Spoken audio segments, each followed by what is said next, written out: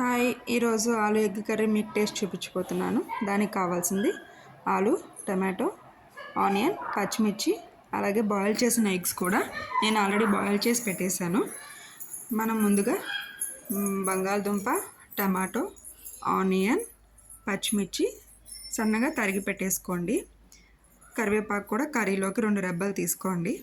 ముందుగా బాండీ పెట్టి బాండీలో ఆయిల్ పోసి జీలకర్ర, కొంచెం ఆవాలు, కరివేపాకు, అలాగే ఆనియన్, తరిగి పెట్టుకున్న ఆనియన్, పచ్చిమిర్చి, తరిగి పెట్టుకున్న టమాటో, మీడియం సైజులో కోసుకున్న ఆలు, అటు పెద్దగా కాదు ఇటు చిన్నగా కాదు, మీడియం సైజులో తరిగి పెట్టుకోండి. ఆలుని కొంచెం అటు ఇటు తిప్పి మూత పెట్టేసి మగ్గేసుకున్న తర్వాత దానిలో చిటికెడు పసుపు, రుచికి సరిపడా సాల్టు వేసుకుని కొంచెం గరిటెతో కలయి తిప్పేసి మూత పెట్టేసేయండి. అది మనకి మగ్గుతుంది. మొత్తం ఆనియను, టమాటో, ఆలు మొత్తం మగ్గుతుంది. మగ్గిన తర్వాత టేస్ట్ కోసం మనం కొంచెం అల్లం పేస్ట్ వేసుకోండి. 1 స్పూన్ అల్లం పేస్ట్ వేసుకొని అది పచ్చివాసన పోయేంత వరకు వేగనివ్వండి.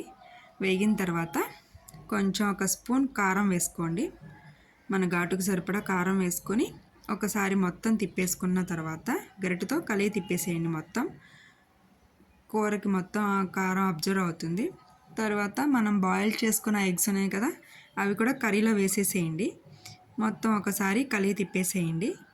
తర్వాత మనకి గ్రేవీ కోసం 1 టీ గ్లాసు వాటర్ పోయండి. వాటర్ పోయటం వల్ల మనకి కర్రీ గ్రేవీగా వస్తుంది, టేస్టీగా ఉంటుంది. ఆ వాటర్ మొత్తం అబ్జర్వ్ అయిపోయిన తర్వాత నూనె పైకి తేలిన తర్వాత మనం కొత్తిమీర వేసుకొని గార్నిష్ చేసుకోండి. ఒకసారి గరిటెతో తిప్పేసుకుంటే కొత్తిమీర కర్రీలో మొత్తం వెళ్తుంది. అప్పుడు టేస్ట్ సూపర్గా ఉంటుంది. ఒకసారి మీరు కూడా ట్రై చేయండి.